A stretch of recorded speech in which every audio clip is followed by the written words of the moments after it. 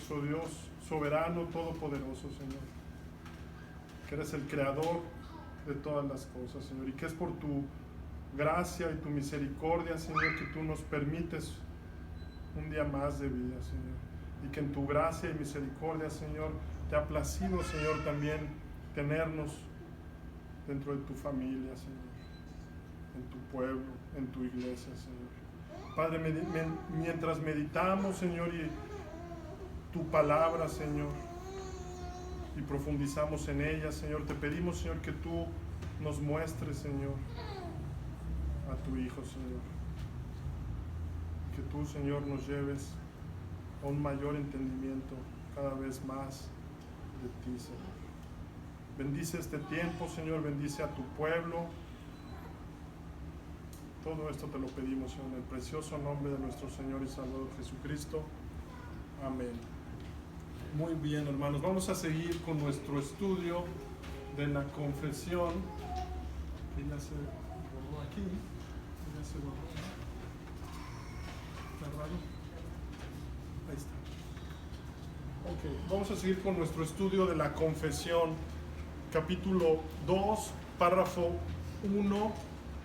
Capítulo 2, párrafo 1, si tienen sus confesiones. Y voy a leer hasta el punto 4, que es hasta donde vamos a llegar el día de hoy. Recuerden, la tengo aquí en la pantalla dividida por colores para que sea más fáciles para ustedes reconocer el punto. El Señor nuestro Dios es un Dios único, vivo y verdadero, cuya subsistencia está en Él mismo y es de Él mismo, infinito en su ser y perfección, cuya esencia no puede ser comprendida por nadie sino por Él mismo. Y hoy vamos a ver este punto 4 que dice: es espíritu purísimo, invisible, sin cuerpo, miembros o pasiones, el único que tiene inmortalidad y que habita en luz inaccesible. Muy bien, para este estudio estamos usando el bosquejo que nuestro hermano Sam Waldron nos da en el estudio de la confesión de Westminster, y estoy usando parte de su estudio, pero también algo de Wayne Grudem y de Alexander Hodge. Y para nuestro estudio estamos tomando este bosquejo de Sam Waldron, que lo divide en 8 puntos este párrafo, y hoy veremos el punto número 4 y veremos la espiritualidad. Ya vimos la singularidad, la independencia, la incomprensibilidad, y hoy veremos la espiritualidad. Y a este capítulo de 3 párrafos, si notan en sus confesiones, si la abren van a ver que tiene 3 párrafos, ¿ok? También se le conoce, o podríamos llamarlo como teología propia o la doctrina de Dios. Y quiero empezar con 2 preguntas, el estudio del día de hoy, que el teólogo Wayne Grudem nos hace en su teología sistemática. Él hace estas preguntas, dice: ¿podemos en realidad conocer a Dios? ¿Y de qué manera es Dios diferente de nosotros? Y debemos recordar 2 puntos para esto. Número 1, nunca podremos entender plenamente a Dios, debido a que Dios es infinito y nosotros somos finitos, limitados.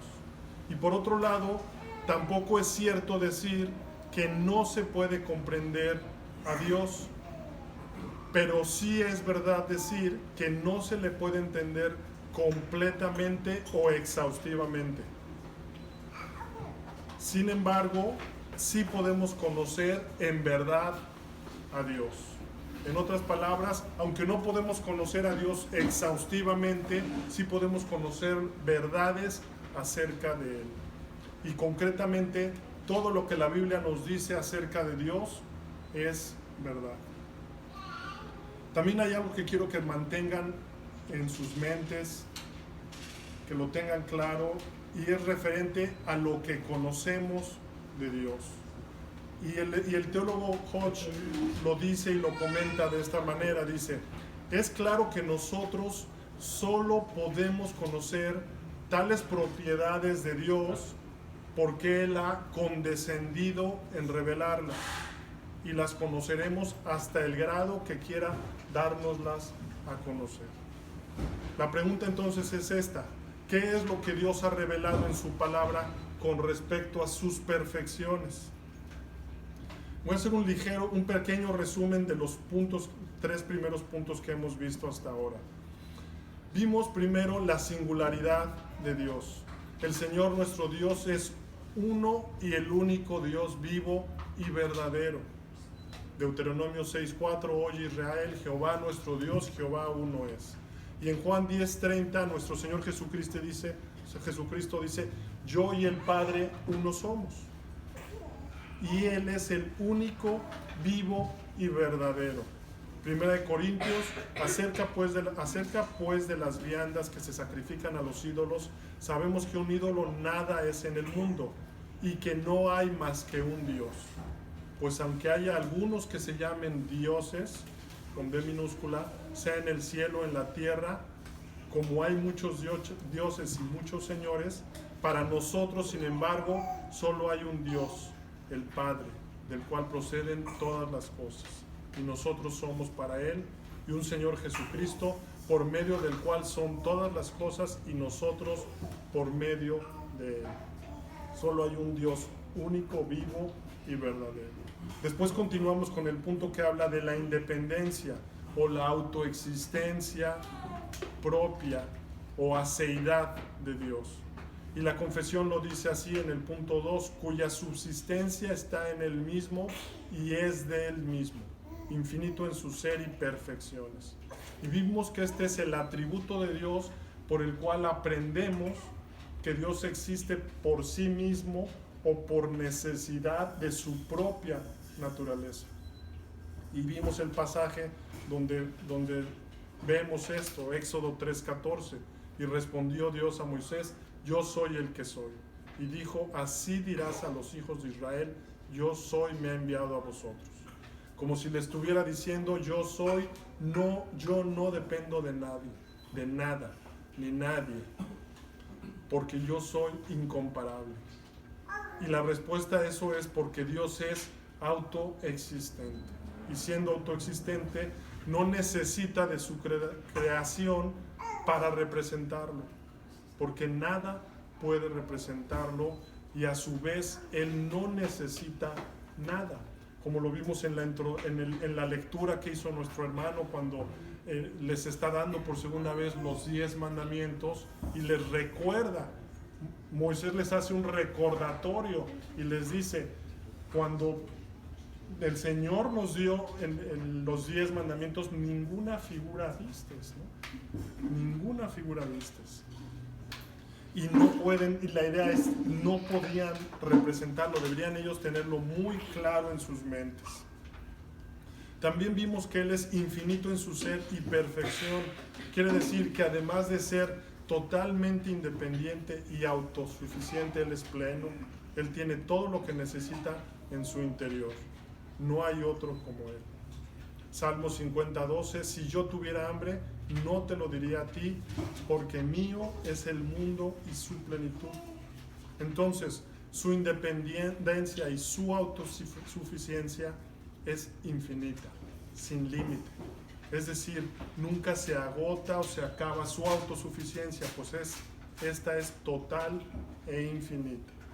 Después vimos la incomprensibilidad de Dios, y la confesión dice, cuya esencia no puede ser comprendida por nadie, sino por Él mismo. Y vimos que siendo Él infinito, nosotros que somos finitos no podemos comprenderlo exhaustivamente. Es decir, podemos conocer algo de Él, pero no todo de Él. Lo finito no puede comprender plenamente lo infinito. Y vimos cómo estos dos atributos, incomprensible e infinito de Dios, se entrelazan mutuamente.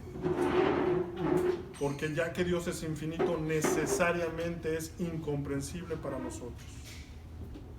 Y lo vimos con el pasaje de Job 11:7-9, donde Job describe en respuesta a Bildad y a sus amigos lo incomprensible que es Dios para nosotros, haciendo un énfasis en su soberanía, pues es Dios. ¿Descubrirás tú los secretos de Dios? ¿Llegarás tú a la perfección del Todopoderoso? Es más alta que los cielos, ¿qué harás? Es más profunda que el Seol, ¿cómo la conocerás? Su dimensión es más extensa que la tierra y más ancha que el mar. Y finalmente vimos que Dios es comprensible plenamente, únicamente para Él mismo. La confesión dice, su esencia no puede ser comprendida para nadie, sino por Él mismo. Es decir, las tres personas de la Trinidad, el Padre, el Hijo y el Espíritu Santo, se conocen a sí mismo plenamente, pues Él tiene conocimiento ilimitado. Y es lo mismo con respecto al Hijo, la segunda persona, y lo mismo para el Espíritu Santo, la tercera persona de la Trinidad. Y vimos dos pasajes, Mateo 11:27, todas las cosas me fueron entregadas por mi Padre y nadie conoce al Hijo sino el Padre, ni al Padre conoce a alguno sino el Hijo, y aquel a quien el Hijo lo quiera revelar. Y 1 Corintios 2:10-11, pero Dios nos las reveló a nosotros por el Espíritu, porque el Espíritu todo lo escudriña, aún lo profundo de Dios. Porque ¿quién de los hombres sabe las cosas del hombre, sino el Espíritu del hombre que está en él? Así tampoco nadie conoció las cosas de Dios, sino el Espíritu de Dios. Y así vimos que esta doctrina es la base de su omnisciencia, que es infinita, porque solo Dios, la Trinidad, conoce su esencia perfectamente. Es decir, que el conocimiento de Dios no se puede medir y por lo tanto está más allá de cualquier cálculo humano. Como dice el salmista, grande es el Señor nuestro y de mucho poder, y su entendimiento es infinito. Salmos 147, versículo 5. El día de hoy continuaremos con el punto número 4, la espiritualidad de Dios. Y los hermanos que escribieron la confesión lo dijeron así: es espíritu purísimo, invisible, sin cuerpo, miembros o pasiones, el único que tiene inmortalidad y que habita en luz inaccesible.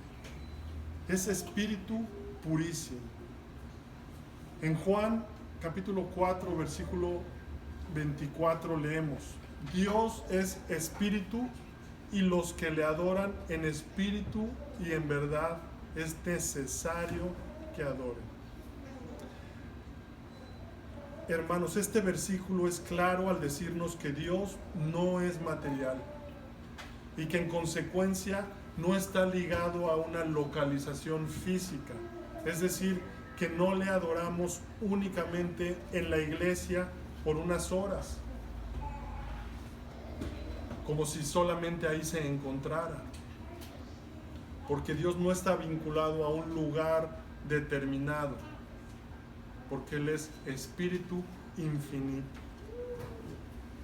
Y porque Él es infinito y eterno, Él es infinito y eterno, y sin embargo, al mismo tiempo es un Dios vivo y personal, porque nos demanda adoración personal a sus criaturas.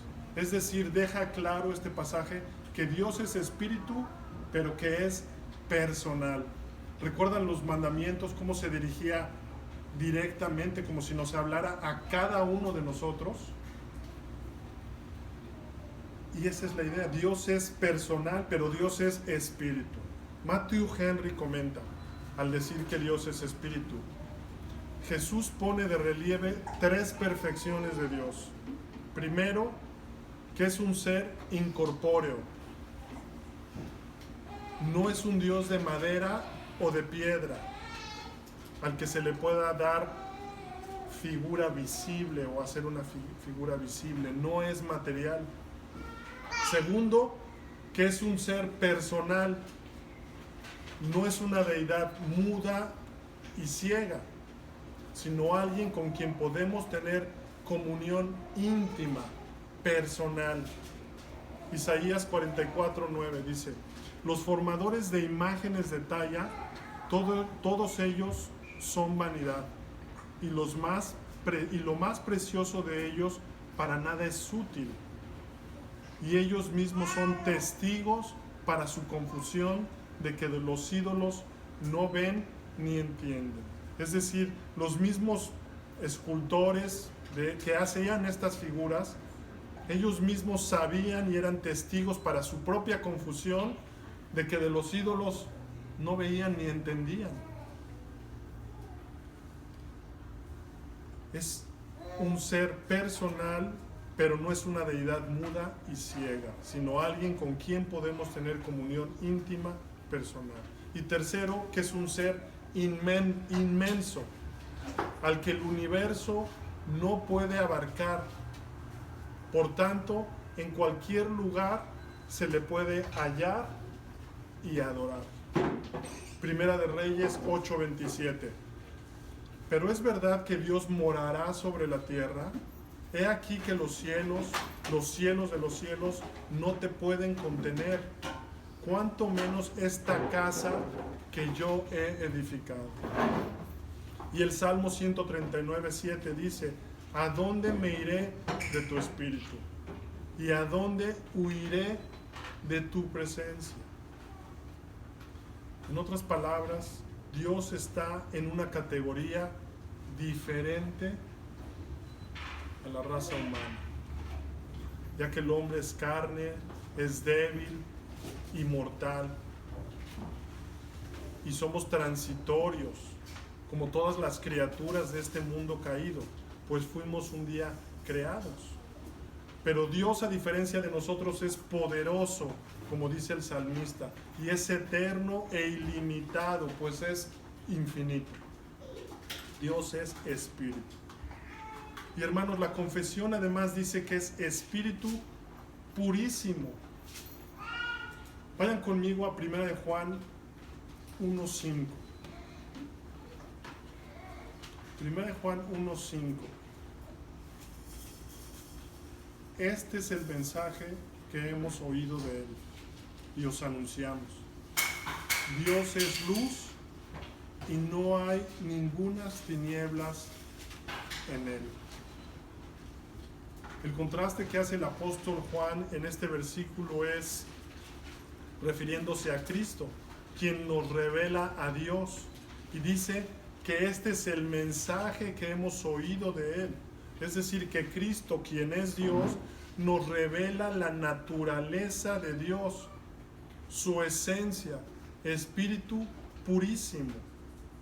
Y para mostrarnos eso, Juan hace un contraste, hace una comparación o separación entre la luz y las tinieblas. Es decir, la luz, justicia, bondad y verdad. Y las tinieblas, pecado, maldad y mentira. Y Juan nos lo muestra en los siguientes versículos, aplicándolo a nuestras vidas. Él dice: si andamos en la luz, en la justicia, bondad y verdad, o andamos en tinieblas, en el pecado, maldad y mentira. Él nos muestra esto aplicándolo a nuestras vidas. Entonces, en este pasaje podemos ver que Dios es luz, porque su naturaleza es justicia absoluta e infinita. En otras palabras, es purísimo. No solo puro, sino purísimo, pues es absoluto e infinito. Ahora, hermanos, la teología la debemos llevar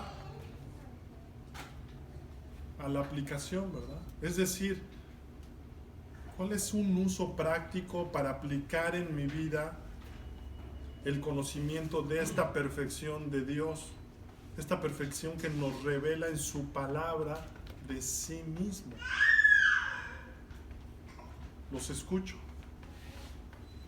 ¿Qué debemos o qué podemos aplicar a la luz de entender que Dios es espíritu purísimo? ¿Alguien? ¿Alguna aplicación práctica para su vida?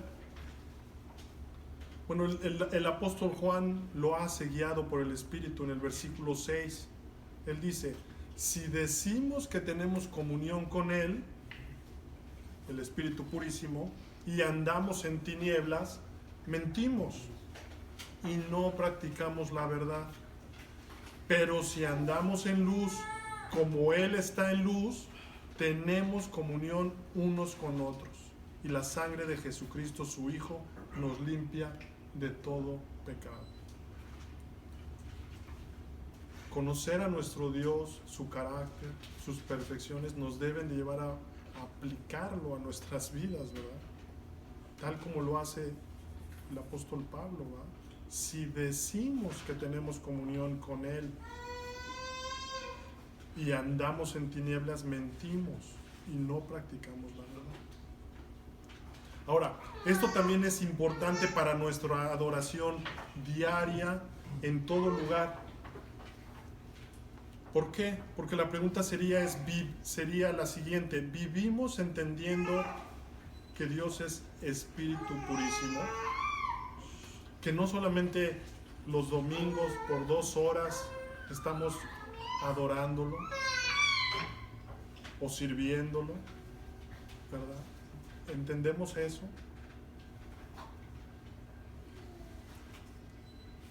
Juan 4:24, Dios es espíritu y los que le adoran en espíritu y en verdad es necesario que adoren. En otras palabras, ¿te caracterizas en tu día a día por andar en la carne o en el espíritu de Cristo? En verdad. Lo que Jesús dice aquí es que una persona debe adorar no solo en obediencia a las normas y lugares religiosos, no solamente los domingos por ese tiempo, no solamente externamente, sino en lo interno, en espíritu, con una actitud correcta los 7 días de la semana. Y la palabra verdad señala la adoración a Dios en acuerdo con las escrituras reveladas y centrada en el Verbo hecho carne, quien es quien por último revela al Padre. Juan 14:6, 11, el pasaje de Tomás, ¿verdad? Ahora, hermanos, cuando pecamos, porque continuamos pecando, ¿verdad? El apóstol Juan nos dice qué tenemos que hacer. Él dice, tenemos que reconocer nuestros pecados, confesarlos y arrepentirnos, porque Él es fiel y justo para perdonarnos y limpiarnos de toda maldad. Ahora, hermanos, la confesión continúa diciendo que Dios es invisible, es Espíritu Purísimo, invisible. 1 Timoteo 1:17. Por tanto, al Rey de los siglos, inmortal, invisible, al único y sabio Dios, sea honor y gloria por los siglos de los siglos. Amén. Pablo dando toda la gloria al Dios de la historia, al Rey de los siglos, al invisible y sabio, único, vivo y verdadero Dios. Solo a Él sea la gloria. Y la confesión nos da también este otro pasaje que leímos al principio. Dice Deuteronomio 4, versículo 15. Guardad pues mucho vuestras almas, pues ninguna figura visteis el día que Jehová habló con vosotros de en medio del fuego. Perdón, hermanos. Este pasaje es un recordatorio de Moisés a cuando Dios entregó la ley en el monte Horeb o Sinaí al pueblo, y les recuerda que en esa entrega, que fue espectacular para que la recordaran, y que fue con truenos, temblores, sonidos de trompeta y fuego, ellos oyeron la voz de sus palabras, pero a excepción de oír la voz, Él les dice, ninguna figura visteis. Así que guarden sus almas, guarden sus mentes, sus corazones de hacerse figuras de Dios. les dice Moisés, inspirado por el Espíritu Santo. Este es un llamado a la obediencia y una advertencia contra la idolatría. Y por cierto, es una exhortación para enseñarlo así a nuestros hijos y los hijos de nuestros hijos. Deuteronomio 4:9.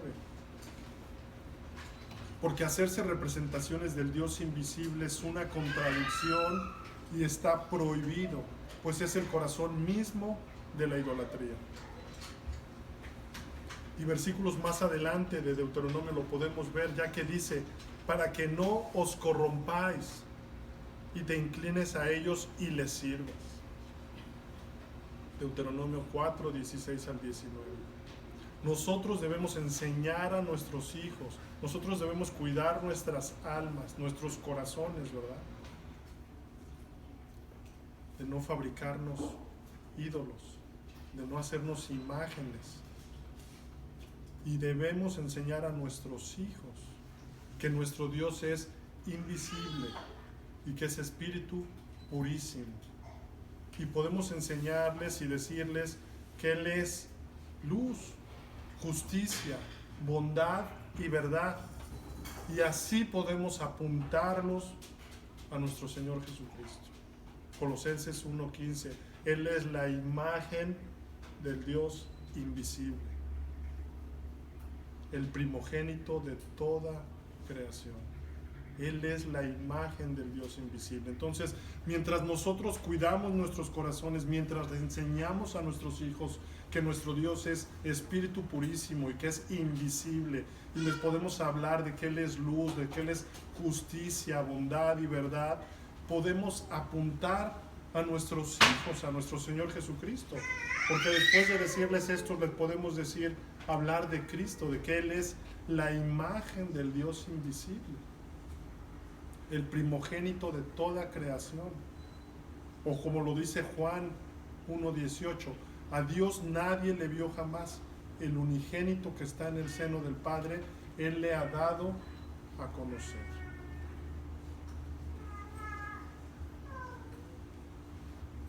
Nuestro Dios es espíritu purísimo, invisible y sin cuerpo.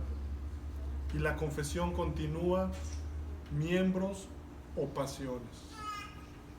Miembros o pasiones. Hermanos, el hecho de que Dios es espíritu significa que Dios no tiene un cuerpo humano. Dios es un espíritu a fin de ser infinito.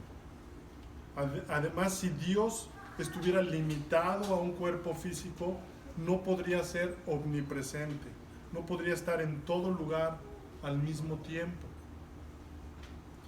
Dios no se limita a las restricciones dimensionales de las cosas creadas, pero puede estar en todos los lugares al mismo tiempo. Ahora, Dios el Hijo vino a la tierra en forma humana, verdaderamente hombre. Juan 1:1.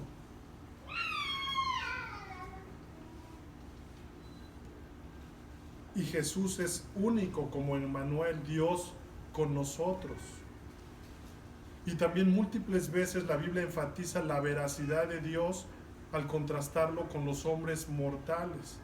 Por ejemplo, en Números 23:19 dice, Dios no es hombre para que mienta, ni hijo de hombre para que se arrepienta. Y también podríamos preguntarnos por qué la Biblia algunas veces habla de Dios como si Él tuviera un cuerpo. Por ejemplo, Isaías 59:1 menciona la mano y el oído de Dios. O Mateo 4:4 coloca palabras en la boca de Dios. Y Deuteronomio 33:27 dice, Dios tiene brazos. En Deuteronomio 33:27 dice, Dios tiene brazos. ¿Significa esto que Dios tiene un cuerpo y emociones como un hombre? No. No. Lo que sucede es que todos estos versículos son ejemplos de antropomorfismos, es decir, una forma de describir a Dios con términos anatómicos o emocionales, atribuyéndole forma humana o emociones. Pero esto es para que los seres humanos podamos entenderlo mejor. Recuerden que Dios condescendió para que nosotros, criaturas humanas, finitas, podamos entenderlo. Y es mediante el uso de antropomorfismos en su palabra que podemos conocerlo un poco, entenderlo. Robert Plummer, en su libro de preguntas y respuestas sobre cómo interpretar la Biblia, nos lo explica. Un antropomorfismo es la presentación de Dios como teniendo características o acciones humanas, como en 2 de Crónicas 16:9 leemos: porque los ojos de Jehová contemplan toda la tierra para mostrar su poder a favor de los que tienen corazón perfecto para con él. Pero por supuesto, como un ser espiritual, Dios no tiene ojos físicos que literalmente contemplen la tierra. Sin embargo, ¿de qué otra manera podrían los seres humanos, o podemos nosotros, que sabemos de la vista solo a través de la experiencia concreta de nuestra propia existencia física? ¿Cómo podríamos describir que los ojos de Dios ven todas las cosas si no fuera que se usan estos antropomorfismos, ¿verdad? Del mismo modo, los pasajes bíblicos que hablan del brazo o de la mano de Dios no son descripciones físicas de la apariencia divina, sino antropomorfismos. Son figuras para que nosotros lo podamos entender. Es una forma en que nosotros podemos entender y relacionarnos con Él. Nuestro Dios es un Dios personal, es espíritu, pero es un Dios personal. Es una forma de lenguaje figurativo que no implica que Dios tenga un cuerpo real, sino que Dios, al condescender, está usando un lenguaje como de niños con nosotros, en el que nosotros lo podamos entender. Es por eso que los eruditos, al confesar que Dios es espíritu, se refieren a que la esencia de Dios es invisible, sin cuerpo, miembros o pasiones. Y en Lucas 24:39, cuando Jesús se presenta a los discípulos, les dice: mirad mis manos y mis pies, que yo mismo soy, palpad y ved, porque un espíritu no tiene carne ni huesos.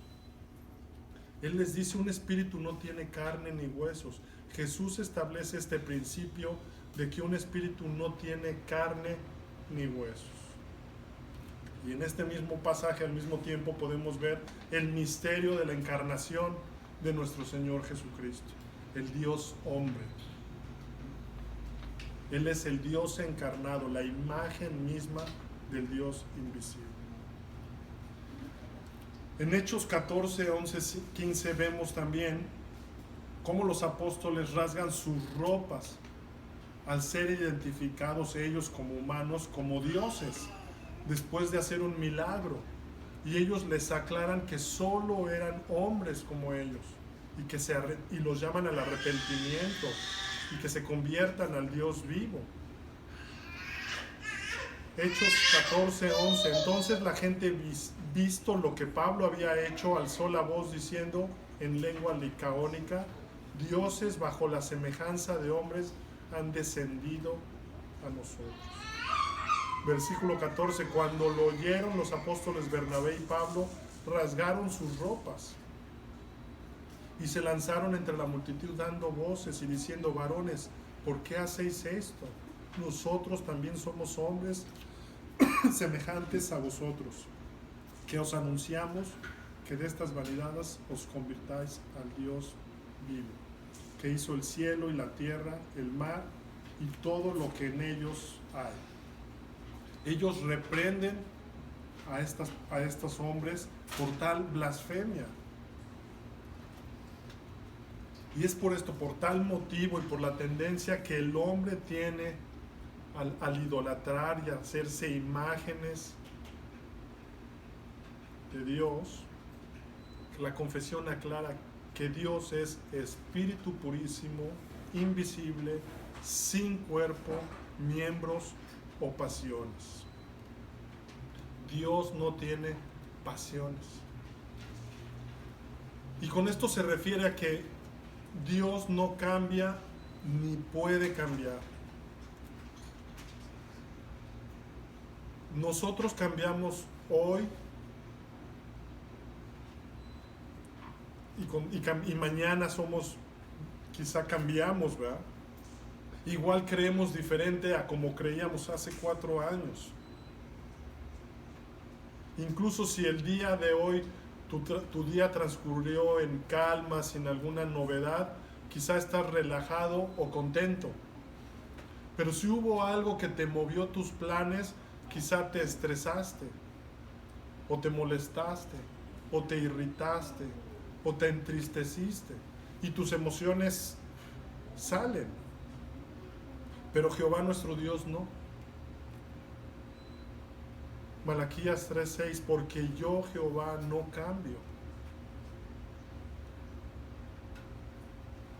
O quizás según tu estado de ánimo o tus planes cambian. Según como estés de ánimo, haces grandes planes, y si tu ánimo no está muy alto, tus planes se van más abajo, ¿verdad? Pero los de Dios no cambian. Isaías 14:27, porque Jehová de los ejércitos lo ha determinado. ¿Y quién lo impedirá? Y su mano extendida, ¿quién la hará retroceder? Igual Isaías 41:4, ¿quién hizo y realizó esto? ¿Quién llama a las generaciones desde el principio? Yo Jehová, el primero, y yo mismo con los postreros. Hermanos, cuando la confesión se refiere a que no tiene pasiones, se refiere a su inmutabilidad. Por lo tanto, no hay pasiones en Dios, como si en su esencia pudiera estar más o menos contento o más o menos enojado. Dios es lo que siempre fue y será en la infinita felicidad y dicha que llamamos bienaventuranza divina. Santiago 1:17. Toda buena dádiva y todo don perfecto desciende de lo alto, del Padre de las luces, en el cual no hay mudanza ni sombra de variación. Nuestro Dios es espíritu purísimo, invisible, sin cuerpo, miembros o pasiones. Y la confesión termina este punto con el único que tiene inmortalidad y que habita en luz inaccesible. Finalmente, esta oración termina con este versículo que podemos ver en 1 Timoteo 6:16. El único que tiene inmortalidad, que habita en luz inaccesible, a quien ninguno de los hombres ha visto, ni puede ver, al cual sea la honra y el imperio sempiterno. Amén. Nuestro Dios es absolutamente glorioso y mora en una luz de pureza inmaculada. Es espíritu purísimo, que es inaccesible para nosotros, y nadie puede verlo, puesto que Él es espíritu y es invisible. Y termino con este comentario de Matthew Henry. Los ojos mortales no pueden soportar el brillo de la gloria divina. Nadie puede acercarse a Él, excepto cuando se da a conocer a los pecadores en y por Cristo. La divinidad es aquí adorada sin distinción de personas, como se habla propiamente de todas estas cosas, ya sea del Padre, del Hijo o del Espíritu Santo. Dios se nos revela solo en y por la naturaleza humana de Cristo, como Hijo unigénito del Padre. Dios es espíritu purísimo, invisible, sin cuerpo, miembros o pasiones, el único que tiene inmortalidad y que habita en luz inaccesible.